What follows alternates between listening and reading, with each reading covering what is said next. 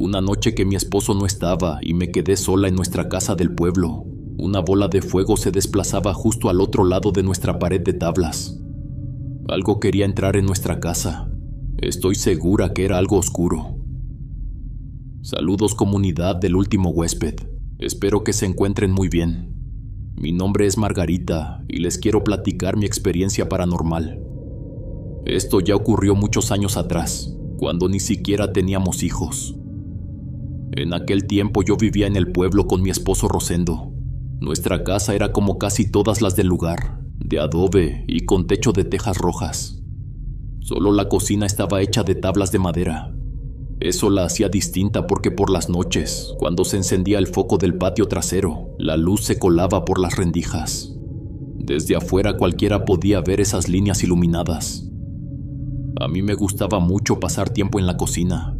Era mi espacio y siempre procuraba que todo estuviera en orden.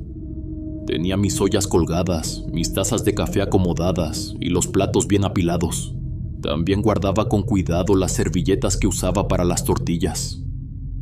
Cuando terminaba de cocinar me gustaba limpiar el fogón y echarle agua al suelo de tierra porque así olía fresco y a tierra mojada. Ese aroma me daba mucha calma. Mi madre me había dicho en varias ocasiones que no era bueno hacer limpieza en la noche. Decía que uno podía traer cosas malas, pero yo lo seguía haciendo porque era cuando más tranquila me sentía. Mientras mi esposo dormía, yo arreglaba mi espacio y disfrutaba del silencio. Con el tiempo se volvió una costumbre. En ocasiones me quedaba un poco más tarde de lo normal. En una ocasión escuché un golpe fuerte contra la madera de la cocina. Me quedé quieta un momento y pensé que podía ser un perro. No le di mucha importancia y seguí con lo mío. Al poco rato se volvió a escuchar el mismo golpe. Esta vez fue más fuerte y ya no me sonó a perro. Parecía como si algo grande se hubiera aventado contra la pared. Pensé en una vaca porque tenían el peso suficiente para hacer sonar así la madera, solo que nosotros no teníamos en la propiedad. Dejé la escoba y salí al patio para mirar qué era. La luz del foco apenas alcanzaba la cerca de alambre que rodeaba la propiedad. Caminé despacio hasta la parte de atrás y revisé con cuidado. No había nada, solo se escuchaba el canto de los grillos y a lo lejos el murmullo del río que atravesaba el pueblo. Me quedé un rato parada observando. No había explicación para esos golpes. Regresé a la cocina tratando de convencerme de que tal vez había sido el aire o alguna rama que cayó sobre la madera. Me acuerdo bien de otra ocasión en la que me quedé un poco más tarde en la cocina. Ese día no era porque quisiera arreglar tanto, sino porque estaba esperando que se llenara la pileta que teníamos al lado del lavadero. El agua caía despacio y mientras tanto yo me puse a escoger los frijoles para el día siguiente. Esa era una costumbre que tenía, porque me gustaba dejarlos listos desde la noche para no andar con prisas en la mañana. Estaba sentada a la mesa de madera quitando las piedritas y lo que no servía. Me concentré en eso y lo único que se escuchaba era el chorro del agua y de vez en cuando algún grillo afuera. De pronto algo me llamó la atención. A través de las rendijas de la cocina vi una luz que se movió rápido en el patio. No era como la luz del foco, esa era blanca y fija. Esta otra era más anaranjada, parecía como si fuera fuego. Me quedé mirando sin moverme, la curiosidad me ganó, pero después de ese destello ya no vi nada más. Pasó un buen rato y la luz no volvió. Yo seguí sentada con los frijoles, aunque ya no me concentraba igual. Volteaba cada momento hacia las tablas por si lo volvía a ver. Cuando pensé que tal vez lo había imaginado, me levanté para revisar cómo iba la pileta. Caminé hasta la puerta y justo cuando estaba de pie, la luz pasó otra vez. Fue rápido, pero alcancé a verla bien.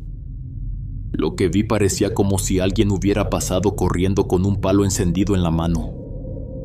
Traté de asomarme desde la puerta, pero no vi nada más. Afuera estaba todo callado. Pensé que podía ser peligroso si realmente era fuego, porque atrás había pasto y corrales, así que salí al patio para mirar con cuidado. Caminé hasta la cerca, pero no vi nada. Todo estaba oscuro y en silencio. Esta vez no me quedé callada. Le conté a Rosendo lo que había visto. Me escuchó con calma y salió a asomarse también. Revisó un poco el patio y me dijo que no veía nada raro. Según él, podía ser algún vecino que anduviera buscando una vaca que se le había salido, o algún perro que corrió con algo encendido. Aunque a mí esa explicación no me convencía mucho, yo estaba segura de lo que vi. Rosendo no quiso darle más importancia. Me dijo que no me preocupara y que terminara lo que estaba haciendo, que al día siguiente iría a preguntar si alguien había perdido algún animal. Al final ya no encontramos nada y la noche siguió tranquila. Yo acabé de escoger los frijoles y apagué todo para acostarme. Sin embargo, esa luz se me quedó grabada. Era un fuego que se movía rápido, como si alguien lo cargara. Una noche me tocó quedarme sola en la casa. No era tan tarde, serían como las 9, pero Rosendo no había regresado todavía. Se había ido a la huerta desde la tarde y pensé que quizás se quedó platicando un rato con sus amigos. Él acostumbraba a hacerlo de vez en cuando. Yo ya estaba acostumbrada a que llegara más tarde cuando se entretenía. Para no estar sola sentada, me puse a doblar la ropa que había dejado en la cama y después pasé a la cocina para tapar la cena. Esa vez solo yo había comido, así que nada más recogí un poco lo que había quedado. Mientras hacía eso, la luz volvió a aparecer. Primero pasó rápido por el patio, igual que las veces anteriores. Yo la vi de reojo y me detuve. Luego se movió con más fuerza, como si alguien hubiera corrido con ella en la mano, pero realmente muy rápido. Me quedé viendo un buen rato sin salir porque estaba sola y me dio desconfianza. Aunque el pueblo era chico y casi todos nos conocíamos, no dejaba de sentirme incómoda. La luz siguió apareciendo varias veces, no sé si fueron 5 o 6, pero iba y venía como si alguien estuviera jugando con ella, hasta que de repente se quedó quieta. Con cuidado me asomé entre las rendijas de las tablas. Se miraba como una bola de fuego a lo lejos, más allá de la cerca de alambre, pero todavía cerca de la casa. Me quedé observando. No se movía nada, pero al poco rato vi que empezó a acercarse. Se movía hacia la casa, solo que lo raro era que no alumbraba nada a su paso. Ni el monte, ni la cerca, ni el suelo. Solo brillaba sola, como si no iluminara alrededor. Eso fue lo que me hizo dudar todavía más. La bola de fuego se fue acercando, hasta que de pronto tocaron la puerta. Nuestra puerta ni siquiera tenía seguro. Solo la amarrábamos con una cuerda gruesa para que no se abriera con el aire. Sentí cómo me temblaban las manos.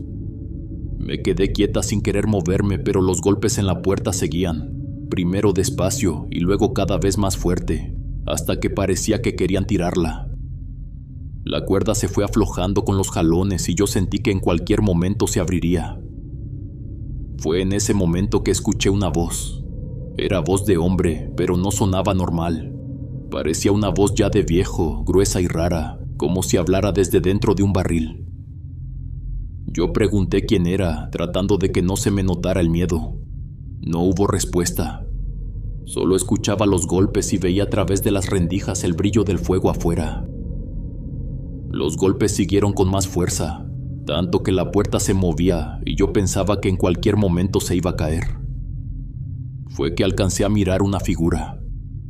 Era un hombre alto que sostenía un palo con fuego en la punta. Lo raro era que no podía verle la cara. Se alcanzaba a notar su ropa, parecía negra y vieja, como si llevara varias prendas encima, todas rotas o gastadas. En la cabeza traía algo. Yo creí que era un sombrero porque la sombra no dejaba ver más. Me quedé paralizada. No sabía si abrir o quedarme ahí callada. Lo único que pensé fue que no era posible que alguien hubiera corrido tan rápido con un palo encendido. No tenía sentido. Yo me sentí demasiado incómoda, con una desesperación que no sé cómo explicar. No entendía qué hacía ese hombre afuera de mi casa a esa hora, ni por qué golpeaba con tanta insistencia. Solo recuerdo que me quedé en silencio, deseando que Rosendo llegara pronto. Cuando la puerta ya no resistió más, se abrió de golpe y yo me quedé pegada en una esquina de la cocina. Sentí que las piernas no me respondían, como si estuvieran clavadas al piso. Lo primero que vi fue que alguien se asomó. Era un hombre, o al menos eso parecía. Tenía la cara muy vieja, arrugada, pero no como una persona de edad, sino como si la piel se le estuviera cayendo. Le colgaba horrible, sin fuerza, como si ya no pudiera sostenerse de nada. Sus ojos eran lo peor. Eran negros, grandes, y me miraban fijo. Yo grité con todas mis fuerzas, pero ni así sentí que mi voz fuera suficiente para sacarlo de ahí. El hombre entró con el palo encendido en la mano. El fuego alumbraba un poco, pero lo hacía ver todavía más espantoso. Sentí que me veía directo, que no quitaba los ojos de encima de mí. Su altura era mucho mayor que la de cualquier hombre del pueblo. Tenía la ropa oscura, casi negra, como la de un alacrán, y estaba toda desgarrada. Yo sentía que el corazón se me iba a salir del pecho. El hombre empezó a mirar alrededor, como observando cada rincón de mi cocina. Movía la cabeza de un lado a otro, pero su cuello era demasiado largo, demasiado suelto. Se doblaba de una forma que no era natural. Me pegué contra la pared y no dejaba de gritar, pero los gritos se perdían en la misma cocina. Jamás me había sentido tan aterrada. Esa cosa se inclinaba un poco, su cuello se ladeaba y hacía un movimiento lento, como si se fuera a quebrar.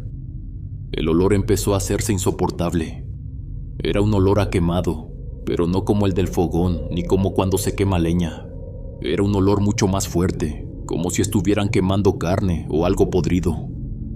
Cada respiración que daba me revolvía el estómago. Él giró su rostro hacia mí. Los ojos negros brillaban con el reflejo del fuego, y lo peor fue que me habló. Me preguntó por mi esposo. Me quedé paralizada, no sabía qué responder. Sentí como si la voz se me hubiera ido de golpe. Volvió a repetir que buscaba a Rosendo. Dijo que tenía días buscándolo, pero que nunca lo encontraba. Lo decía con calma, con esa voz grave, y mientras tanto el fuego en la punta del palo seguía encendido, sin apagarse. No podía entender por qué preguntaba por mi marido, ni por qué había llegado justo a mi casa. El hombre no me quitaba los ojos de encima, pero tampoco se movía rápido. Lo hacía despacio, como si quisiera que yo me diera cuenta de cada uno de sus gestos. Yo solo pensaba que en cualquier momento se me iba a venir encima. Sentía el sudor bajándome por la espalda, frío, helado y las piernas flojas. De pronto se quedó callado. Me miró otra vez y sin decir nada más se dio media vuelta. Se giró muy lento, con ese cuello extraño que parecía alargarse, y comenzó a caminar hacia la salida. El fuego iluminaba su silueta y la ropa oscura que colgaba como trapos viejos. Cada paso que daba hacía que el olor a quemado llenara más la cocina. Yo no esperé a que saliera. En cuanto vi que estaba de espaldas, corrí como pude hacia la puerta que daba a la casa. Sentía que mis pies se hundían en la tierra, pero logré llegar. Abrí de un tirón, casi llorando, y cerré con todas mis fuerzas. El corazón me latía tan rápido que sentía que se me iba a reventar. Lo dejé en la cocina, sin atreverme a mirar otra vez por las rendijas. Esa fue la peor noche de mi vida. Nunca me había sentido tan expuesta, tan vulnerable. Esa noche, cuando por fin llegó Rosendo, yo todavía estaba temblando. Apenas lo vi entrar, me le fui encima llorando. Le conté todo lo que había pasado, desde los golpes en la puerta hasta el momento en que aquel hombre entró a la cocina con el palo encendido en la mano. Rosendo no me interrumpió, solo me escuchó con calma, como era su manera, pero de todas formas salió a revisar los alrededores de la casa. Yo me quedé detrás de él, aunque no quise salir al patio. Él dio una vuelta alrededor de la cocina y después volvió. No encontró nada. Lo único raro fue que el olor a quemado seguía en el aire. Mi marido me dijo que quizá había quedado prendida alguna brasa en el fogón, pero yo sabía que no era así porque yo misma lo había apagado. El resto de la noche no hablamos mucho más. Yo me quedé en silencio pensando una y otra vez en lo que me había preguntado aquel hombre, porque no se me salía de la cabeza. ¿Por qué buscaba a mi esposo? ¿Qué quería con él? Esa pregunta se me repitió toda la semana. Cada día le pedí a Rosendo que se cuidara. que no anduviera solo en las huertas y que no regresara tan tarde, porque yo no quería quedarme sola en la casa. El miedo me tenía siempre alerta. Ya no me atrevía a arreglar las cosas como antes ni a escoger los frijoles por la noche. Apenas oscurecía me metía a la casa, siempre cerca de mi esposo. Si él iba a algún lado, yo quería acompañarlo, aunque a veces me decía que no me preocupara, que nada iba a pasar. Pero ya no podía estar tranquila. Pasaron unos días así hasta que una tarde llegaron con la noticia que me destrozó la vida. Rosendo había estado trabajando en la huerta con otros hombres. Me dijeron que subió a un árbol para cortar unas ramas y que de repente cayó. No fue una caída normal, porque los que estaban con él contaron que al tocar el suelo empezó a retorcerse, como si estuviera sufriendo un ataque. Quedó ahí tirado y en cuestión de minutos dejó de moverse. Lo llevaron al doctor del pueblo, pero ya no tenía pulso. Cuando escuché eso sentí que el mundo se me acababa. No podía creerlo. Apenas hacía unos días que ese hombre extraño había venido a mi cocina preguntando por él, y ahora Rosendo estaba sin vida. En mi cabeza no había otra explicación más que aquella presencia se lo había llevado. Por más que intentaba convencerme de que había sido un accidente, la idea regresaba con más fuerza. Por eso lo buscaba, por eso preguntaba por él. Yo estaba recién casada, todavía soñaba con formar una familia, con tener hijos, y de pronto me quedé sola, sin nada. Era un dolor tan grande que no sabía cómo seguir adelante. Lo peor era que no me podía sacar de la mente la imagen de ese hombre alto, con la piel colgándole y con ese fuego en la mano. Era como si lo siguiera viendo cada noche. Durante muchos años esa visión me atormentó. Tenía pesadillas. Despertaba con el corazón acelerado y con la sensación de que alguien estaba afuera. No podía imaginarme volver a casarme. No me veía compartiendo mi vida con otra persona porque en mi mente todavía estaba Rosendo y todo el misterio que lo rodeaba. El tiempo pasó. Fueron casi 10 años en los que viví sola, dedicada a mis labores y tratando de salir adelante. Al final conocí a un hombre bueno, alguien que me quiso y me ayudó a volver a sonreír. Con él tuve 2 hijos, que son lo más valioso que la vida me dio. Pero nunca me volví a casar, ni siquiera quise que me dijeran esposa otra vez. Algo dentro de mí quedó marcado con lo de Rosendo y jamás se borró. A veces mi mente se pone a divagar y me pregunto muchas cosas.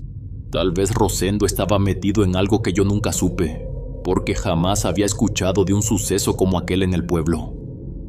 Hasta el día de hoy, cuando recuerdo ese olor a quemado y esa voz gruesa preguntando por mi esposo, siento el mismo miedo que aquella noche. Es un recuerdo que no se va y que me acompañará hasta el final de mis días. Continuamos con la siguiente experiencia paranormal. En mi pueblo se creía que un ranchero había dado a su hija como ofrenda. Esto a cambio de que el hombre tuviera riquezas y buen ganado.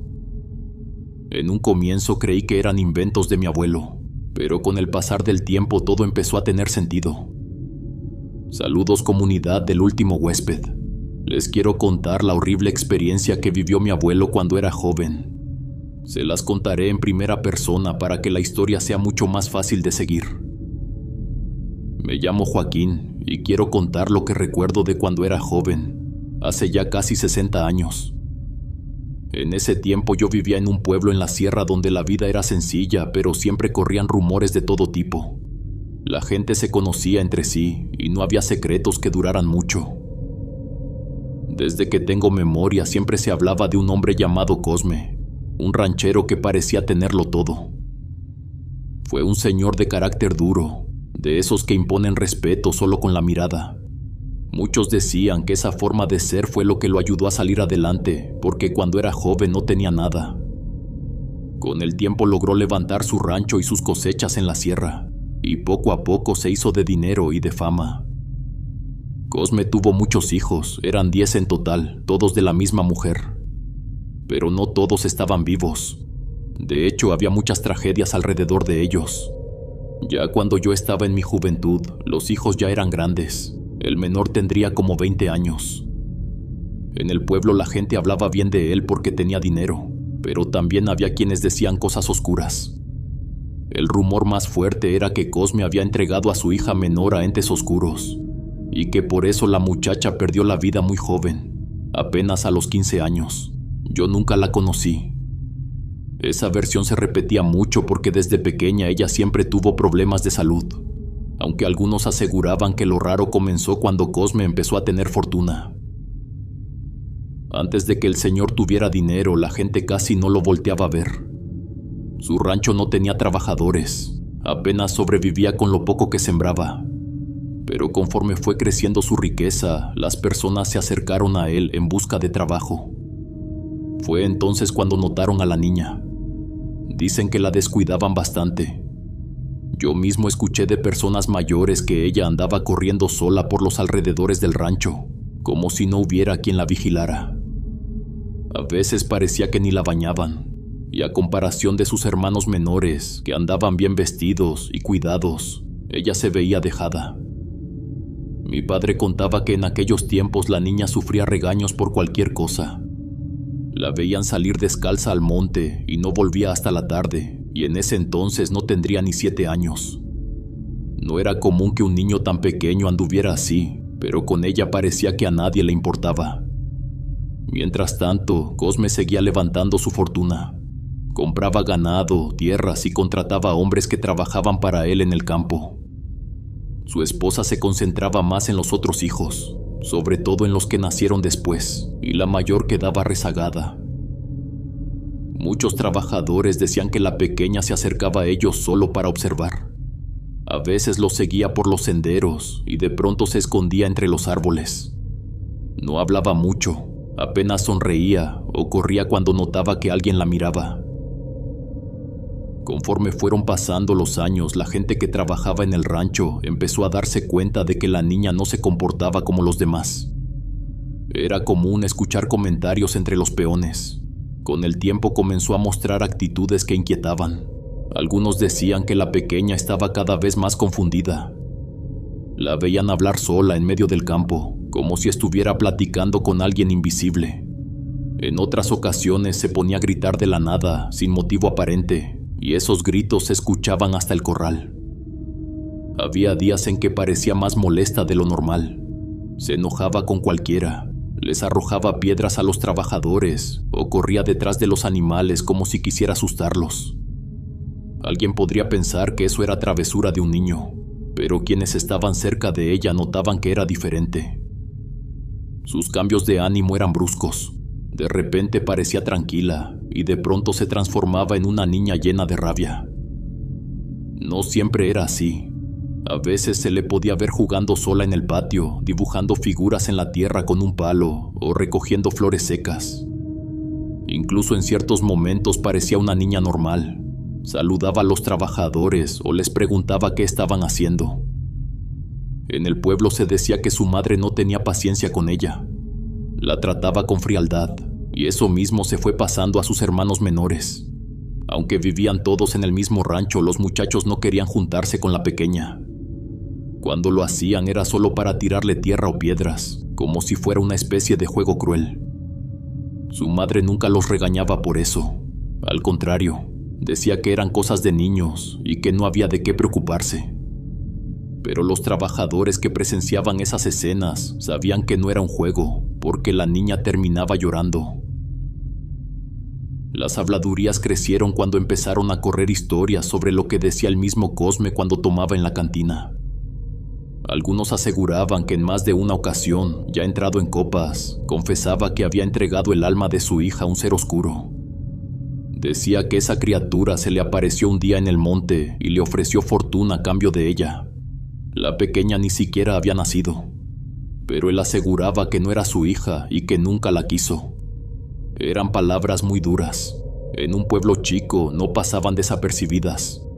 Los hombres que lo escuchaban tal vez no le creían del todo, pero repetían esas frases hasta que llegaron a oídos de todos. Con el tiempo la historia tomó fuerza y muchos comenzaron a pensar que el extraño comportamiento de la niña era consecuencia de eso. Los gritos repentinos, las risas solitarias, las persecuciones detrás de los animales. Todo se fue empeorando cuando la niña cumplió los 10 años. Era muy triste verla porque a esa edad lo normal era que anduviera corriendo y jugando, pero en su caso parecía enferma. Su piel estaba más pálida cada día y en ocasiones se le notaba débil, como si no tuviera fuerzas. Pasaba largos ratos sentada en una mecedora de madera, con la cabeza recostada hacia un lado y la boca entreabierta, mirando fijamente hacia la nada. No respondía si alguien le hablaba y era como si estuviera perdida en su propio mundo. Sus hermanos aprovechaban esos momentos para molestarla, le tiraban tierra o le jalaban el cabello, y era común escuchar sus risas mientras lo hacían. Algún trabajador se atrevía a regañarlos porque los padres no decían nada. Era una situación dolorosa, parecía que la trataban como a un animal. Es cierto que eran niños también, pero su crueldad se notaba. Para muchos que vivían de cerca el día a día del rancho, resultaba difícil ver cómo la pequeña recibía ese trato sin que nadie la defendiera. Hubo una temporada en la que su comportamiento cambió de manera notable. Comenzó a gritar con miedo, como si viera algo que los demás no podían ver. Esos gritos se escuchaban por toda la casa y alcanzaban los corrales. La mujer que trabajaba limpiando en el rancho fue la primera en comentar lo que ocurría. Decía que la niña parecía asustada todo el tiempo, que ya no quería salir de la casa y prefería quedarse encerrada. En ocasiones la encontraban escondida debajo de la cama, temblando y con los ojos muy abiertos. Decía que había un hombre con cara de perro que la quería llevar lejos. No se trataba de un berrinche, porque su reacción era de verdadero terror. Se retorcía y se aferraba a lo que encontraba, como si luchara contra algo que solo ella veía. La madre de la niña reaccionaba de la peor manera. En lugar de intentar calmarla o protegerla, se molestaba y la sacaba casi arrastrando de debajo de la cama. La jalaba con fuerza hasta dejarla de pie en el patio, aunque la niña seguía llorando y suplicando que no la llevaran afuera. Los gritos se escuchaban por todo el rancho y los trabajadores, aunque no entendían lo que ocurría, comentaban entre ellos que parecía como si la mujer quisiera hacerla sufrir a propósito. Esa escena se repitió varias veces. La pequeña gritaba que veía al hombre con cara de perro rondando la casa o mirándola desde el monte cercano. Decía que él le hablaba en voz baja, que le prometía llevársela si se dejaba. Los peones se miraban incómodos, sin saber qué pensar. Algunos opinaban que eran imaginaciones propias de una niña enferma. Otros aseguraban que algo raro había en esas palabras. Con el tiempo la pequeña comenzó a mostrar síntomas que la gente en su momento llegó a creer que podían ser de una posesión. La señora que trabajaba haciendo la limpieza en el rancho en ocasiones llevaba a su hija para que la ayudara en las tareas más sencillas. Fue ella quien empezó a comentar lo que veía. Decía que había ocasiones en las que la niña se comportaba como si fuera un bebé. La encontraba gateando por la casa, con las manos y las rodillas lastimadas por arrastrarse en el suelo, y que no quería ponerse de pie aunque le insistieran. Además de eso, la señora contaba que la niña tenía episodios en los que se jalaba el cabello con fuerza. Se quedaba en un rincón tirando de él, como si quisiera arrancárselo. Eran ataques repentinos que nadie entendía. A veces empezaba tranquila y en un instante cambiaba por completo. Una vez la mujer de la limpieza relató que estaba barriendo los cuartos cuando escuchó un llanto que venía de debajo de la cama. Se asomó y encontró a la pequeña escondida ahí. La niña estaba encogida, cubriéndose el rostro con las manos y llorando sin parar. Entre sollozos decía que tenía miedo, que el hombre con cara de perro no la dejaba salir. La mujer le preguntó dónde estaba ese hombre y respondió que estaba ahí con ella, debajo de la cama, abrazándola. La llamó varias veces para que saliera, pero la pequeña no quiso. Al contrario, de pronto comenzó a gritar y a reírse al mismo tiempo en una mezcla extraña. En cuestión de segundos, empezó a golpearse contra la base de la cama. El mueble se movía por los azotes y los golpes eran tan fuertes que parecía que se iba a lastimar de verdad. La mujer asustada llamó a la madre porque temía que la niña se hiciera daño, pero lejos de ayudar la situación empeoró. La madre entró al cuarto molesta Se agachó y sacó a su hija arrastrándola del brazo. En lugar de mostrar preocupación, le gritaba que era una bruja. Los trabajadores que estaban cerca escucharon los gritos y se quedaron en silencio. Después de arrastrarla hasta afuera, la madre la llevó al patio y la sentó bajo un árbol. La niña se quedó llorando ahí toda la tarde, sin que nadie se acercara a consolarla. Sus sollozos eran tan fuertes que se escuchaban en distintas partes del rancho. Los peones que estaban cuidando el ganado o trabajando en los corrales no podían evitar mirar hacia donde estaba. Nadie se atrevía a intervenir. Fue duro para muchos escuchar esos llantos. La imagen de ella sentada bajo el árbol, con el rostro lleno de lágrimas y las rodillas marcadas, se quedó grabada en la memoria de quienes lo vieron. La mezcla de miedo y abandono era evidente, y aunque algunos quisieran hacer algo, sabían que en esa casa todo dependía de los padres, y que ellos no permitían que nadie opinara. Lo raro estuvo en que la gente que trabajaba ahí comentaba que el ambiente no era normal. Decían que se sentía un peso en el cuerpo, ya fuera dentro de la casa o en los alrededores. Algunos aseguraban que después de pasar varias horas en el rancho, les daban dolores de cabeza sin explicación. Los trabajadores más cercanos al patrón llegaron a darle consejos. Le decían que llevara a su hija con un médico, que tenían dinero suficiente para que la vieran en la ciudad. Había quienes le recordaban que si ya había logrado tantas cosas materiales, también podía gastar en la salud de su niña. Pero Cosme nunca quiso. Escuchaba en silencio, a veces cambiaba de tema o simplemente los miraba sin responder. Lo cierto es que no daba señales de preocuparse. Otros, en cambio, recomendaban acudir con un curandero. Decían que lo de la niña no era normal y que quizá había algo que se podía hacer con rezos o remedios tradicionales. Más de uno se ofreció a llevarlos, a acompañarlos hasta donde vivían esas personas que sabían tratar males raros, pero la familia nunca dio el paso. Respondían que sí lo harían, pero nunca cumplían.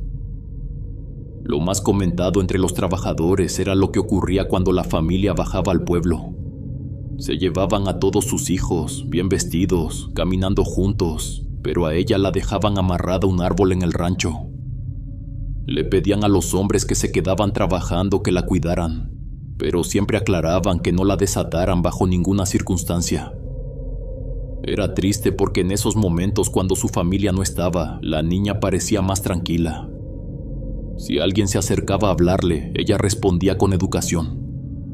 A veces sonreía, incluso hacía preguntas simples o intentaba jugar con lo poco que tenía a su alcance.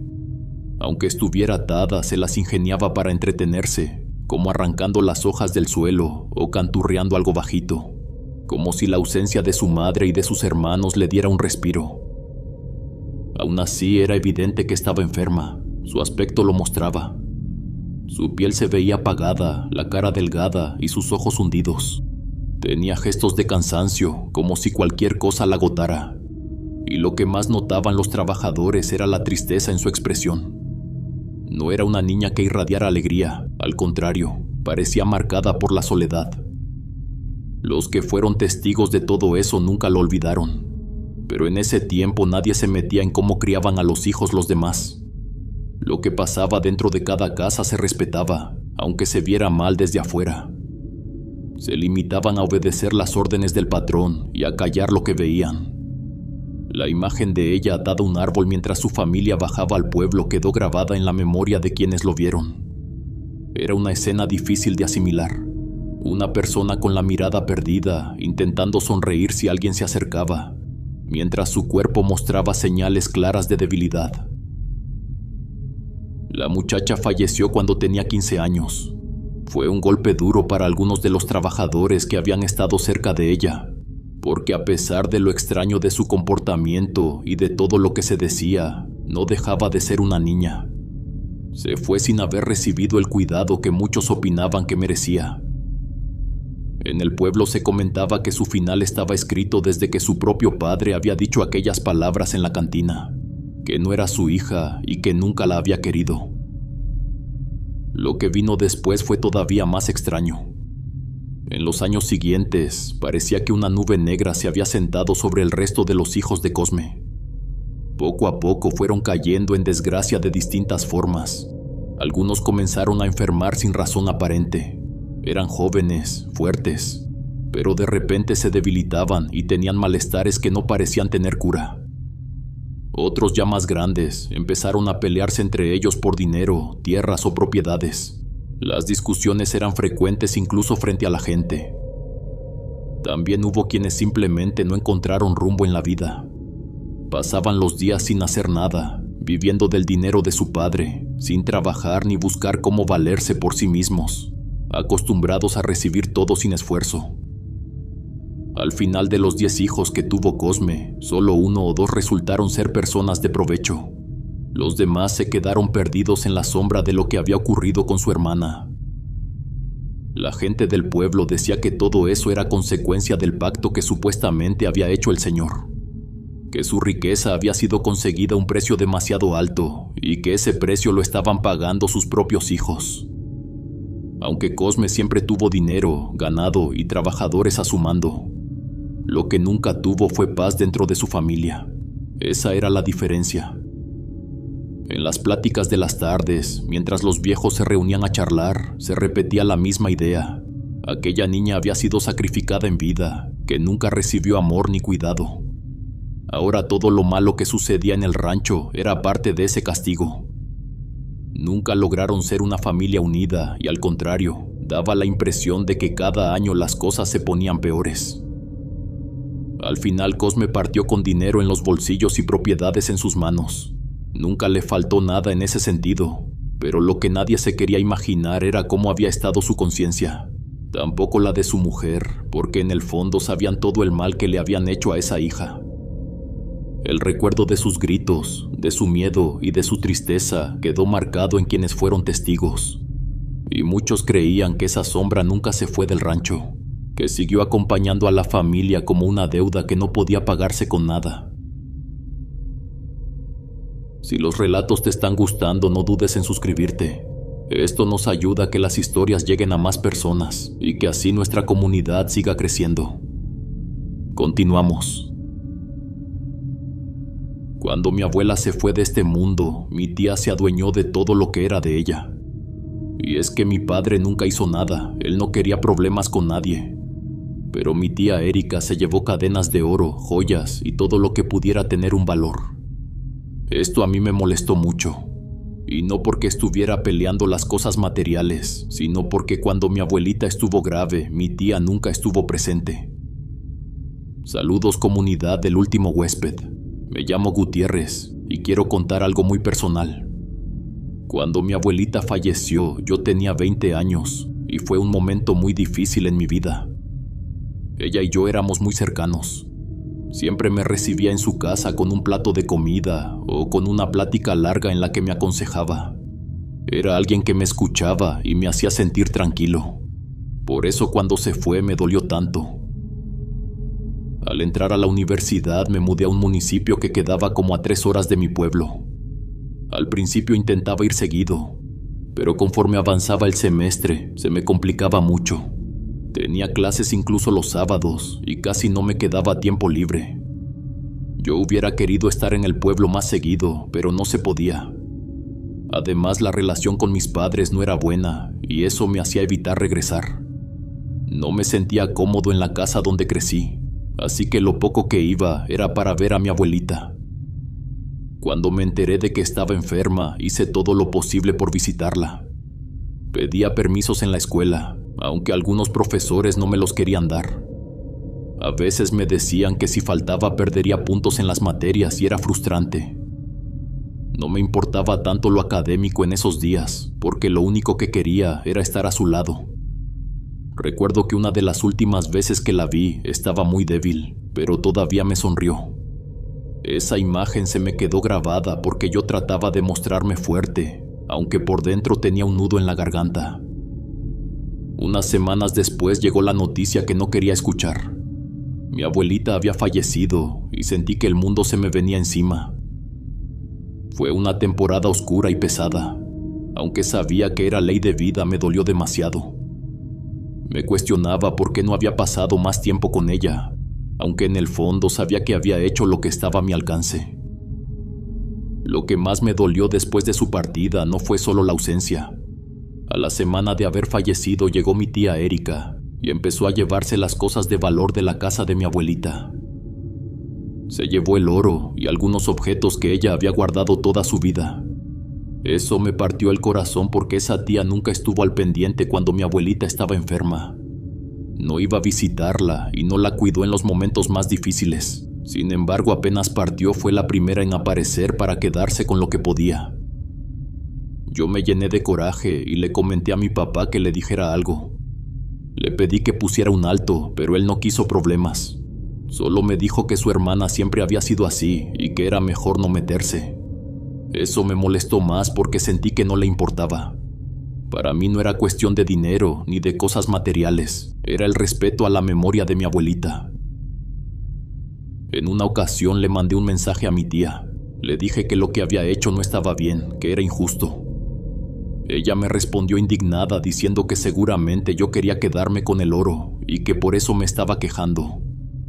Eso me hizo enojar todavía más porque no era cierto. Yo nunca pensé en quedarme con nada. Lo único que me dolía era que ella actuara de esa manera tan egoísta. Era como si me juzgara con maldad sin conocer lo que sentía en ese momento. Pasaron los días y el ambiente en la familia se puso frío. Cada quien trataba de seguir adelante, pero yo no dejaba de pensar en mi abuelita. En las noches rezaba como ella me había enseñado desde niño. Quería creer que esas oraciones le llegaban de alguna forma y que ella sabía lo mucho que la extrañaba. Esos rezos me daban un poco de paz, aunque el vacío no desaparecía. Una noche tuve un sueño que hasta el día de hoy recuerdo con claridad. Estaba en la casa de mi abuelita, justo en la parte donde estaba el baño y a un lado la lavadora. En el sueño ella aparecía del otro lado de la ventana y me hablaba como si nunca se hubiera ido. Me decía que ahí había un regalo para mí, que lo buscara. Lo había dejado para que yo lo encontrara. Su voz sonaba tranquila y sus palabras se me quedaron grabadas. Me desperté de golpe y sentí un vacío extraño.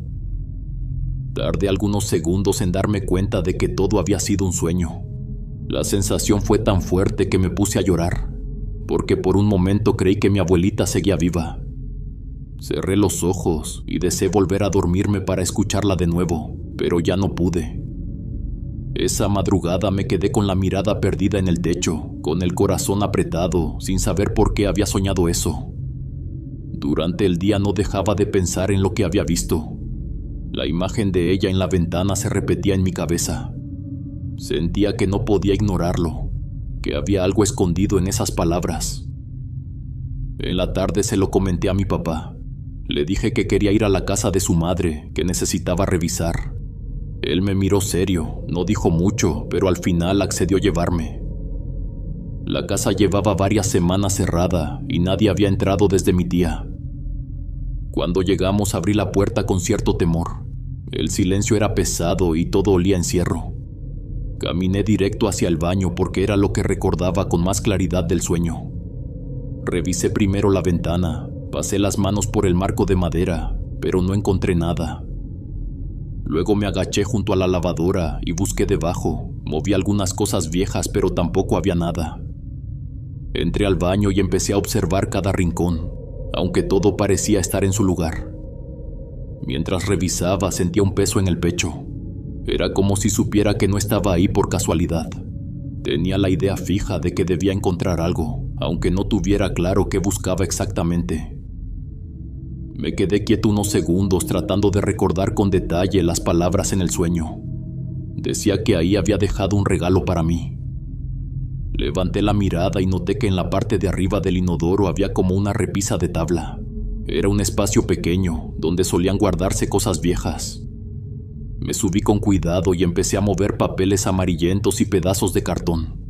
Estaba a punto de rendirme cuando en la esquina encontré una cajita, no más grande que una taza de café. El corazón se me aceleró al tomarla. Era de madera y estaba un poco polvorienta. La abrí con las manos temblorosas y lo que vi adentro me dejó sin aliento. Había una cadena de oro con una cruz muy bonita, un rosario y un anillo grueso. Los reconocí de inmediato porque en algún momento de mi infancia los había visto en manos de mi abuelita. Eran suyos, no tenía ninguna duda. En ese instante me quedé quieto, mirando las cosas como si no fueran reales. Era imposible no relacionar el hallazgo con el sueño. Sentí que ella me había guiado hasta ese lugar para entregarme lo que quería dejarme. Las lágrimas me llenaron los ojos y mi cuerpo empezó a temblar. No sabía si reír o llorar, pero lo que sí sabía era que en ese momento me sentí acompañado por ella. Llamé a mi papá y le mostré lo que había encontrado. Se quedó en silencio un rato, observando cada objeto con atención. Yo no podía dejar de llorar. Le dije que mi abuela me había hablado en sueños y que por eso estaba ahí. Para mí no había otra explicación. Era como si ella no se hubiera querido ir sin antes darme algo especial. Guardé la cadena, el rosario y el anillo con mucho cuidado. Más que objetos, eran un recuerdo vivo de mi segunda madre. Con el paso del tiempo terminé la universidad. Fue un proceso largo y pesado, pero lo logré. Ese día, cuando recibí mi título, decidí usar la cadena que había encontrado en la casa de mi abuelita. Sentía que era la manera de tenerla conmigo en ese momento importante. Al poco tiempo en la comida, mi tía Erika me vio con la cadena puesta. Apenas la reconoció, se me acercó con una cara de molestia. Me preguntó de dónde la había sacado y me dijo que esa cadena era de su madre, que ella la había buscado por todos lados pero nunca la encontró. Escucharla me causó una rabia que no pude ocultar. Hablaba como si esa cadena le perteneciera por derecho, cuando yo recordaba perfectamente que había sido la primera en llevarse todo lo que pudo. Me puse nervioso y no quise armar un escándalo frente a todos, pero le contesté que no tenía derecho a reclamarme nada. Le dije que no era justo que hablara como si yo me hubiera quedado con algo que le correspondía. Sin embargo, mi tía no se quedó callada. Se dedicó a repetir frente a otros familiares que yo había robado esas cosas, que me las había quedado sin permiso. Esa actitud me lastimó porque yo sabía bien la verdad. Lo que había encontrado fue gracias a aquel sueño que tuve con mi abuelita, y estaba seguro de que era un regalo para mí. Aún así, esa mujer se encargó de regar en la familia esa versión torcida. Algunos me lo mencionaban de manera indirecta, otros lo creían sin siquiera preguntarme. La molestia que tenía hacia mi tía creció tanto que dejé de hablarle por completo. Me parecía injusto que después de todo lo que había hecho todavía quisiera manchar mi nombre. Para mí fue un alivio cortar cualquier comunicación con ella. No tenía sentido discutir con alguien que siempre buscaba aprovecharse y que no conocía el respeto. A pesar de todo eso, yo seguí usando la cadena en momentos importantes. No porque quisiera que otros la vieran, sino porque me hacía sentir cerca de mi viejita. Muchas veces le recé en silencio, como si pudiera escucharme. Le decía que no se preocupara, que yo nunca iba a vender ese oro. No me interesaba el dinero ni lo material. Para mí eran recuerdos que iba a cuidar por siempre, porque me daban fuerza y me recordaban quién había estado conmigo de verdad. El ruido de mi tía fue perdiendo fuerza con el tiempo. La familia siguió su camino y yo me mantuve firme en mi decisión de no darle explicaciones. Pero como mi madre me dijo una vez, el que roba a los difuntos le va mal. La siguiente vez que volvimos a saber de mi tía Erika fue por un hecho inesperado. Una noche se metieron a robar a su casa. Según lo que ella misma contó después, se habían llevado todo el oro que había tomado de la casa de mi abuelita. Cuando nos dieron la noticia sentí una mezcla de sentimientos. Por un lado me dolía porque al final eran recuerdos, cosas que ella había tenido por años y que representaban parte de su vida. En mi interior nunca creí de verdad que se las hubieran robado. Siempre tuve la sospecha de que mi tía las había vendido. Ese suceso fue solo el inicio de una etapa complicada para ella. Tiempo después empezó a enfermarse de los nervios. De repente se alteraba por cualquier cosa y reaccionaba como si todo el mundo estuviera en su contra.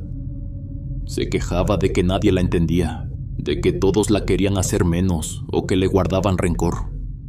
Yo escuchaba lo que decían otros familiares y era como si hubiera perdido el control de su propia vida. En esos años mi tía empezó a visitar mucho al doctor. Gastaba dinero en consultas y en tratamientos. Tomaba vitaminas, pastillas para los nervios y otros medicamentos que le recetaban. Al parecer nada le ayudaba por completo porque sus cambios de ánimo seguían igual. Había días en que se veía tranquila, pero en cualquier momento podía alterarse y terminar discutiendo con alguien. Esa inestabilidad la fue alejando poco a poco de todos. Lo más duro fue ver cómo hasta sus propias hijas se cansaron de ella. Ya no la soportaban porque era difícil convivir con alguien que siempre estaba de mal humor o que creía que todos la atacaban. Yo trataba de no pensar mucho en ella, aunque era imposible no recordar todo lo que había hecho. Pero para mí era claro que nadie puede hacer tanto daño sin que la vida te pase factura. Lo que hizo con las cosas de mi abuelita y con la manera en que me acusó injustamente fue algo que nunca pude perdonarle. Con el paso de los años yo intenté soltar ese rencor. Sabía que no me hacía bien cargar con ese enojo. Lo único que quise guardar conmigo fue aquel sueño en el que mi abuelita me habló. Esa experiencia fue lo que me dio fuerza en medio de tanta injusticia. Siempre que recordaba su voz diciéndome que buscara el regalo, sentía calma. Era como si ese momento me recordara que estaba conmigo, más allá de lo material. Hasta hoy me quedo con esa manifestación en sueños. Fue algo tan claro y tan real que no tengo duda de que vino de ella. Me gusta pensar que ese fue su modo de despedirse, de dejarme algo para recordarla siempre. Si los relatos te están gustando, no dudes en suscribirte. Esto nos ayuda a que las historias lleguen a más personas y que así nuestra comunidad siga creciendo. Continuamos. Me llamo Miranda y quiero contar algo de cuando yo era joven y recién me había casado. En ese tiempo mi vida giraba alrededor de mi casa y de mi marido, porque él trabajaba en las huertas bajando coco. Era un trabajo duro y peligroso. No usaban ningún tipo de protección y tenían que subirse a las palmas muy altas para tumbarlos. A veces trabajaba solo y otras veces acompañado de otros hombres, pero siempre que lo veía salir le pedía que se cuidara. Solo bastaba un mal paso o un animal venenoso para que todo se complicara. Yo sentía esa preocupación desde que lo acompañé la primera vez y vi lo alto que era todo. Una de mis tareas era llevarle de comer. La hora dependía del turno que le tocara. Si se iba temprano, yo iba como a eso de las 10 de la mañana, y si trabajaba en la tarde, entonces me tocaba salir como a las 4. Ese último horario no me gustaba porque el sol pegaba con fuerza y el calor hacía más pesado el camino. Para llegar a la huerta me hacía como 40 minutos caminando.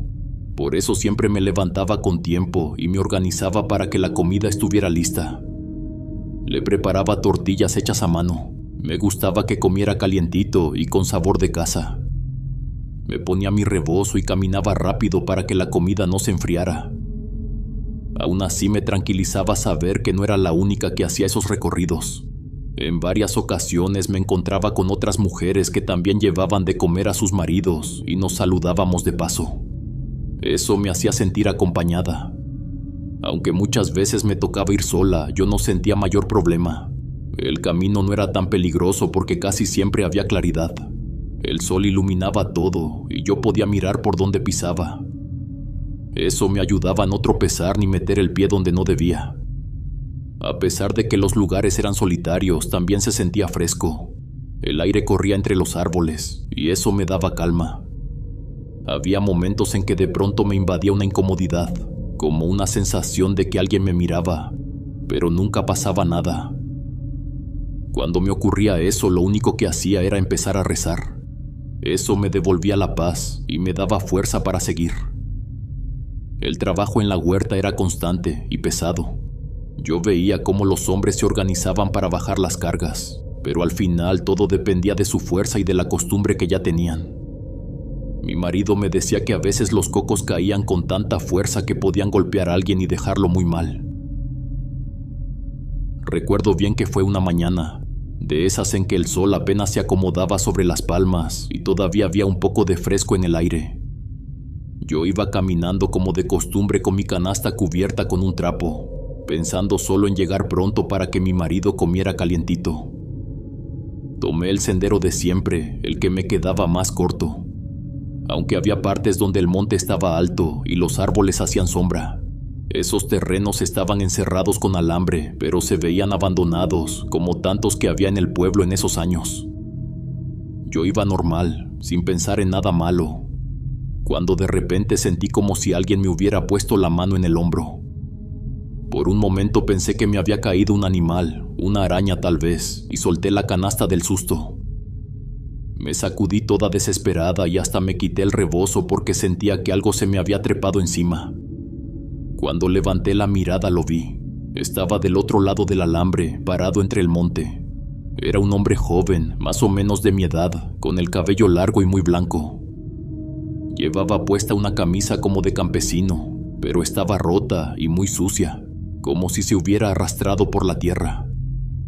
Encima traía un sombrero de palma igual de maltratado. Lo primero que pensé es que era alguien que venía de paso. A veces había jornaleros que nadie conocía. El hombre se quedó quieto, mirándome sin decir nada. Me incomodó desde el principio porque tenía una mirada muy rara, como vacía, sin brillo. Movía la boca de una manera extraña, como murmurando algo que yo no alcanzaba a escuchar. Sentí un escalofrío, pero en el pueblo siempre nos enseñaron a ser atentos con los demás. Así que por cortesía le pregunté si necesitaba algo. Tardó unos segundos en contestar, como si estuviera pensando qué decir. Luego levantó la vista y con voz calmada me dijo que si no tenía algo de comer para él. Yo me quedé confundida, no esperaba que me hablara. Tenía miedo, no sé explicarlo, pero al mismo tiempo me dio pena decirle que no. Recordé que en la canasta llevaba un mango que había agarrado esa mañana. Lo saqué y se lo extendí por encima del alambre. El hombre lo tomó con la mano y me miró directo. Después sonrió, pero su cara no se iluminó. Era más bien un gesto frío, como forzado. En ese momento levantó el sombrero, como si quisiera agradecerme. Fue ahí cuando vi algo que me hizo sentir que el alma se me salía del cuerpo. Debajo del cabello, en la parte de arriba de su cabeza, tenía 2 cuernos. Eran oscuros y salían de su cráneo, se perdían entre su melena blanca. Mi mente no podía entender lo que estaba viendo. Sentí que el cuerpo me fallaba y solo cerré los ojos con fuerza. Me tapé la cara con las manos y grité como nunca había gritado en mi vida. Cuando abrí los ojos, el hombre ya no estaba. Solo estaba el mango tirado en el suelo, mordido de un lado. La canasta seguía ahí donde la había dejado caer y yo apenas podía respirar.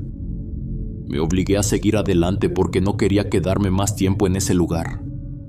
Cada paso me parecía eterno. Iba rezando bajito, pidiéndole a Dios que me protegiera. Miraba hacia todos lados, pensando que el hombre podía salir de nuevo.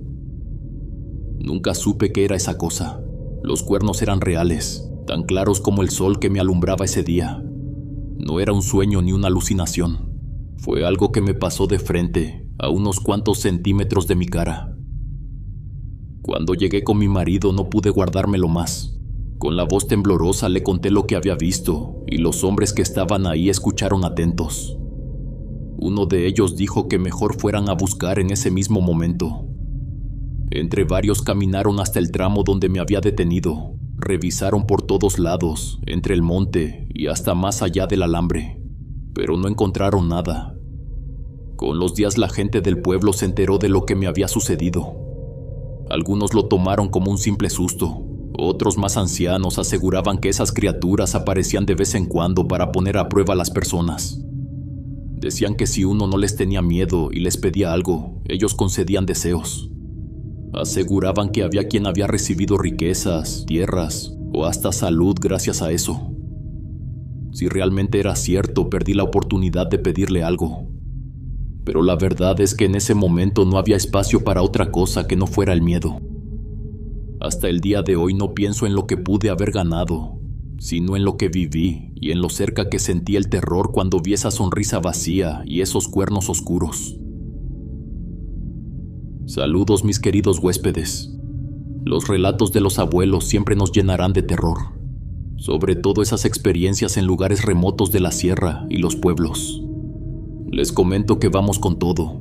Estos últimos meses del año estarán llenos de relatos y experiencias aterradoras. Quiero agradecer por todo su apoyo.